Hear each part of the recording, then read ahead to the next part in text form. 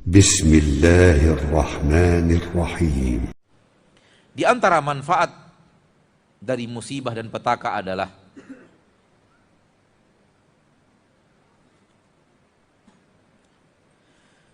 Anda menghargai nikmat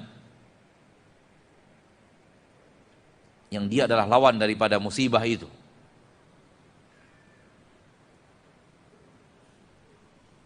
Anda mengerti akan hebatnya nikmat-nikmat Allah setelah Anda merasakan perihnya bencana dan bahaya musibah yang Allah berikan.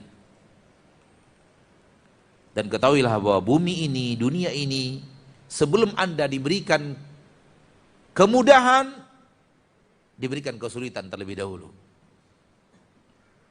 Sebelum Anda diberikan nikmat, Anda akan diberikan penderitaan terlebih dahulu, musibah terlebih dahulu. Sebelum Anda ditolong, Anda terlebih dahulu diuji dengan hal yang penuh pengorbanan. Sehingga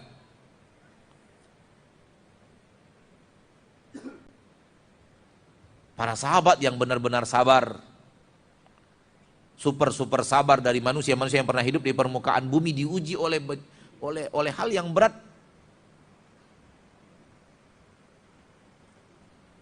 Akhirnya mereka mengadu kepada Nabi dan bertanya, kapan datangnya pertolongan Allah itu? Nabi suatu hari sedang berteduh di bawah bayang-bayang Ka'bah, didatangi oleh sahabat Nabi SAW, Khabbab ibnul Arat. Lalu Khabbab ibnul Arat menceritakan penderitaan yang ia alami dan penderitaan yang dialami oleh para sahabat Nabi lainnya, dan bertanya kepada Nabi, kapan datangnya pertolongan Allah? Nabi sudah janjikan kepada mereka pertolongan Allah itu, dan mereka tidak ragu kapan datang. Mereka tidak ragu bahwa pertolongan itu pasti akan tiba. Mereka tidak akan ragu. Mereka tidak ragu. Agama yang mereka yakini, agama benar yang mereka anut, mereka tinggalkan agama Quraisy, akan dijayakan oleh Allah, akan dimenangkan oleh Allah, bahkan akan menguasai dunia, mengalahkan Persia dan Romawi. Mereka tidak ragu sedikit pun. Namun pertanyaan mereka, kapan datangnya?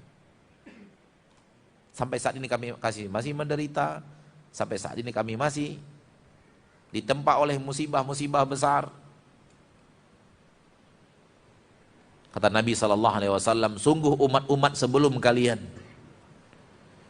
mereka disuruh untuk meninggalkan agamanya, namun mereka tidak mau dan menolaknya, sehingga akhirnya kepalanya digergaji sehingga terpecah dua,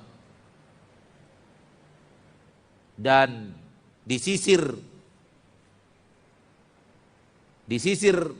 daging-dagingnya sehingga terpisah dari tulang. Namun itu tidak membuat mereka meninggalkan agamanya.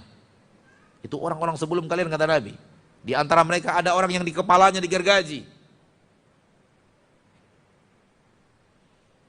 ada orang yang dagingnya disisir sehingga terpisah dari tulang, tapi mereka bertahan di atas agamanya. Walau besarnya penderitaan yang mereka hadapi, besarnya pengorbanan yang harus mereka lakukan, kalian belum separah itu diberikan oleh Allah Tabaraka wa Ta'ala. Walakinnakum qaumun tasta'jilun. Kalian adalah kaum yang minta-minta segera datangnya pertolongan Allah. Pertolongan itu pasti akan tiba. Jangan tanyakan kapan datangnya, kata Nabi. Sabar saja dengan penderitaan yang sekarang sedang Allah timpakan. Sabar saja dengan percobaan yang sedang kalian alami. Allah pasti akan berikan pertolongan. Jangan ditanya-tanya kapan datangnya. Kalian terlalu tergesa-gesa. Walakinnakum qaumun tasta'jilun. Padahal sudah demikian hebatnya pengorbanan para sahabat. Khabbab bin al-Arat yang kata Nabi qaumun tasta'jilun itu, beliau oleh majikannya dipanaskan besi Besi dipanaskan sehingga merah menyala besi itu dan ditempelkan di punggung Khabbab ibn al-Arat radhiyallahu anhu wa arda. Dan yang memadamkan merahnya besi panas itu adalah badan beliau, daging beliau, cairan-cairan yang keluar dari badan beliau yang menempel di besi panas itu yang memadamkan merahnya api, merahnya besi. Itu yang minta kepada Nabi, itu yang datang kepada Nabi bertanya, mata Nasrullah, kapan datangnya pertolongan Allah? Tetap saja Nabi katakan, kalian terlalu tergesa-gesa. Subhanallah. Apa yang Allah akan katakan kepada kita? Dan kenapa para sahabat menjadi orang-orang mulia? Karena terlalu hebat bencana yang harus mereka lewati. Namun karena Allah melihat iman kita lemah, Allah tidak berikan kepada kita bencana sebesar bencana itu. Karena kalau diberikan kepada kita bencana sebesar bencana itu, mungkin kita tidak akan sanggup mengucapkan asyhadu an la ilaha illallah wa asyhadu anna muhammadan rasulullah. Saudaraku, saudariku, Anda terkadang menghayal andai hidup bersama Nabi. Mungkin ada di antara Anda menghayal enaknya hidup bersama Nabi, bisa langsung bertanya agama kepada Nabi. Jangan pernah menghayal itu. Pertama, itu mubazir, itu mustahil. Yang kedua, kalau Anda hidup di zaman Nabi, imanmu yang sekarang tak cukup untuk menghadapi bencana di zaman itu. Anda sekarang dikatakan sama orang aliran sesat saja Anda udah kayak gimana gitu. Anda dikatakan orang saja ini itu saja membuat Anda sudah kelimpungan. Pengorbanan kita untuk mempertahankan agama kita di zaman kita sekarang ini sangatlah minim. Sangat kecil dan tak besar. Itu pun banyak manusia yang tak mampu. Akhirnya karena dorongan keluarga harus cukur jenggot, padahal tahu cukur jenggot itu hukumnya haram. Akhirnya karena dorongan keluarga tetap bertahan di atas transaksi riba, padahal sudah tahu itulah dosa yang dilaknat oleh Allah. Dan yang lainnya. Maka jangan pernah berandai-andai hidup bersama Nabi Muhammad sallallahu alaihi wasallam ketika beliau hidup. Iman Anda tak cukup untuk berhadapan dengan penderitaan di zaman itu.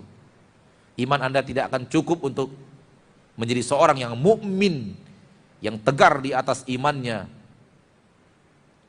Oleh karena itu, Anda Allah hidupkan di negeri, di zaman yang cobaan imannya sedikit, kecil, tak besar dibandingkan cobaan keimanan di zaman Rasulullah SAW dan para sahabat.